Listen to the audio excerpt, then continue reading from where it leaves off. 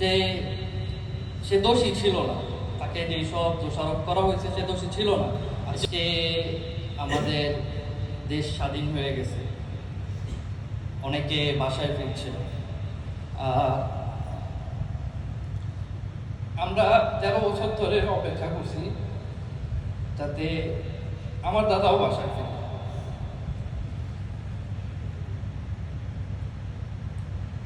আবার কোরআনের তাফসীর করতে পারে। কিছু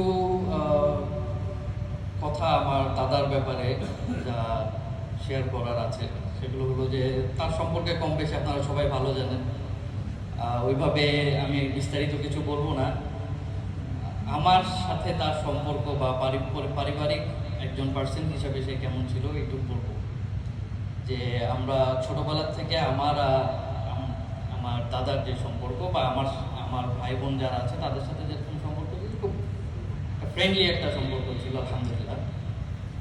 সে যখন অ্যারেস্ট হয়ে যাওয়ার পরে তার সাথে আমাদের যে দেখা সাক্ষাতের যে ব্যাপারটা ছিল এরকম যে আমরা হয়তো মাসে 2 বার এইভাবে দেখা করতাম, 14 দিন পর পর মাসে দেখা করতাম। তারপর আস্তে ধীরে রায় হওয়ার পরে আমরা মাসে একবার দেখা করার সুযোগ পাই, অনেক সময় 2 মাস পর একবার দেখা করার সুযোগ পাই। এরকম হতো 5 জনের বেশি দেখা করার সুযোগ ছিল না, সময় খুব সংক্ষিপ্ত ছিল আমাদের দেখা করা। কিন্তু গত 13 বছর ধরে সে কারাবন্দী ছিল। 13 বছরের মধ্যে আমি যতবার তার সাথে দেখা করতে গিয়েছি কখনো তাকে বেজার মন বা হোপলেস অবস্থায় আমি দেখি না। অলওয়েজ সে খুবই স্ট্রং ছিল, হাসি খুশি থাকতো, দেখা হলেই মানে আমাদেরকে জড়িয়ে ধরতো। He was happy because he was not রং।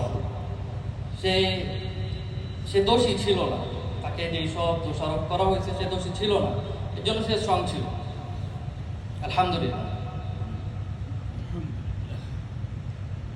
আজকে আমাদের দেশ স্বাধীন হয়ে গেছে, অনেকে বাসায় ফিরছে।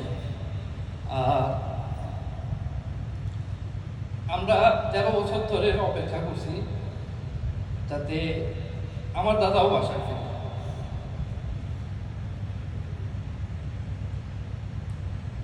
আবার কোরআনের তাফসীর করতে পারে।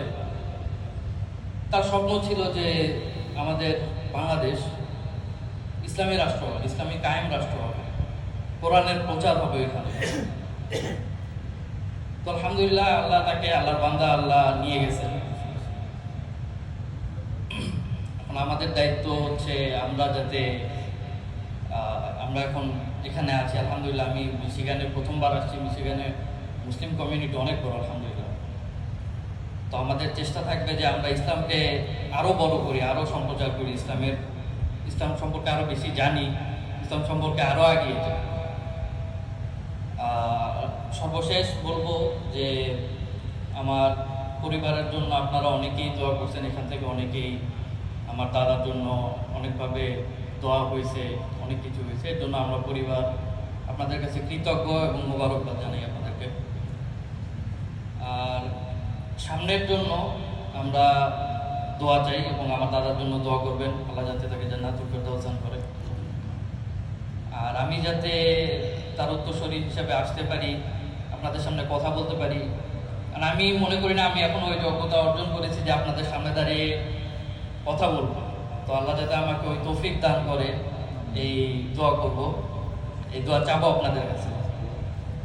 এতটুকুই। আসসালামু আলাইকুম।